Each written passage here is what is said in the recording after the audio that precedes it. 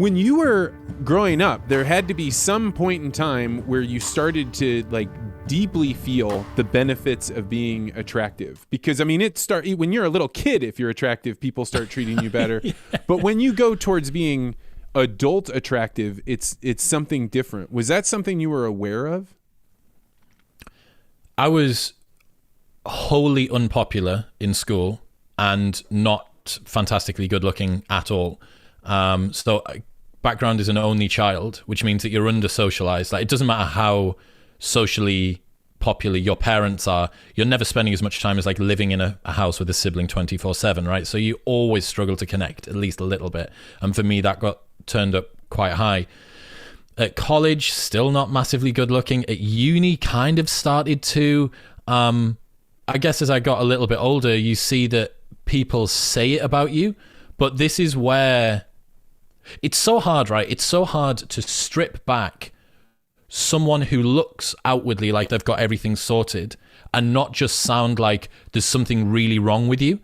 Because people look at, many of the problems people have are around, I'm not lean as I want, tall as I want, good looking as I want, tanned, teeth, whatever it might be that they think, if only I had X, Y, and Z fixed, then I would be fine. And they look at somebody who perhaps they think does have those physical characteristics and presumes that because outwardly they look like they've got it sorted, that inwardly everything's sorted as well. But that's not the case. And the problem is that you can't play the sympathy card. You know, think about a singing show like X Factor or Pop Idol or whatever it is, The Voice that you guys have out in America. Think about one of the archetypes, the shy guy or girl who comes out on stage and they're kind of not very good looking and they sort of shuffle out and they're nervous and they can't really speak to the judges, and they say, the judges go like, look, everybody get behind them, and everyone starts clapping, and then they belt out this tune and you're like, wow, that's so romantic, that's so beautiful. Now let's flip that on its head and have a good looking 28-year-old guy shuffle out, abs, teeth, tan, all of it going on, but he's still got that, like, a little bit nervous. Everyone's like, hang on, what's going on? Why have you not got the confidence that I have decided your looks should give you? Like, it's such a unique position to be in. I appreciate that I'm probably garbling it a little bit, but it's so hard to pinpoint what it is. I think a lot of it's down to sympathy, people's preconceptions around who they are. There's a lot of I've never heard this before. I think this is like fascinating and precise in a way, because you know there's almost like a trope among men that if you date a woman that is beautiful now, but she was not beautiful when she was younger, like that is the girl that oftentimes like falls way more head over heels in love with you than you ever expected, because a woman that's that beautiful plays at a different level. But you see that women that didn't grow up having people treat them well or having people notice them, then when they do get this attention and they do have all these doors open up to them, I think it's really it's got to be a frightening experience to go from the ugly duckling to the swan. But I had never considered that men, in particular shy men, could be really isolated even if they appear to be at the top of the dominance hierarchy. Absolutely correct. Like, you exude this type A masculine alpha male dominance up front. But if you haven't done the self-work, and if you've grown up perhaps being bullied in school, as I was, perhaps not having a massive sense of purpose or meaning, perhaps not having a role model, like, it doesn't matter. Like, the person that you see in the mirror is not who you are. What do we tell everybody? Now, it's not about the color of your skin, it's the content of your character. It's not about, you know, all of these things that are developed within you. Therefore, that means that also confidence shouldn't just be surface deep.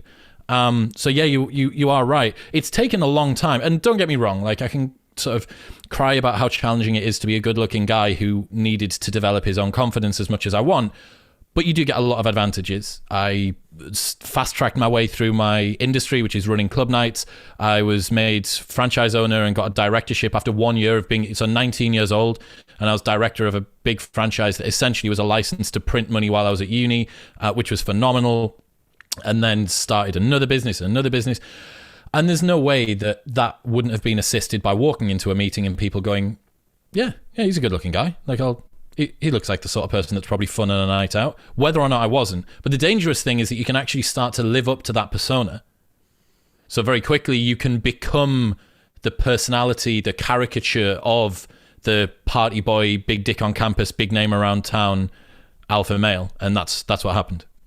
Yeah, and I think like you can develop some really bad communications habits, because if you're on the top of the dominance hierarchy, a lot of the things that you say or reasoning that you give or rationale or the way you treat people, they let you do it.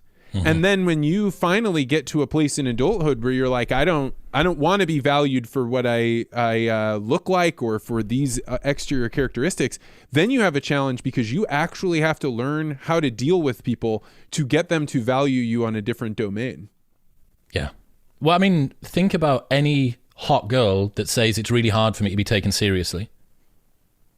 That total freak situation where you've got some like triple PhD in astrobiology, but she also happens to look like a unbelievable top level model. I don't know what's going on here. Like, I don't know how to pigeonhole this girl. Like, am I supposed to compliment her on her looks, on her brains? Is it? And another part of it is there ends up with a little bit of resentment there, I think, for a lot of people, because it's like, hang on, you've got all of this going on for you and you're still not happy. Like, how can that be the case? Yeah, it's very, very nuanced, but it's been fascinating to think about, man. It's been fascinating to watch from a front row seat, the way that people respond to you, especially when you work your way up within an industry like club promo, which is all about who you are. Like, that is a monetized dominance hierarchy, right? That's what the industry is. It's just, how high up are you? How alpha are you? Are you more alpha than me? Okay, your company's earning more than me. That's it. Thanks for checking out this podcast short. If you like this interview, make sure you hit the like and subscribe button and hit that bell so you always get notified about this podcast. And if you're really interested in conversations like this, you may want to consider joining the Articulate Ventures Network. To find out more, go to network.articulate.ventures.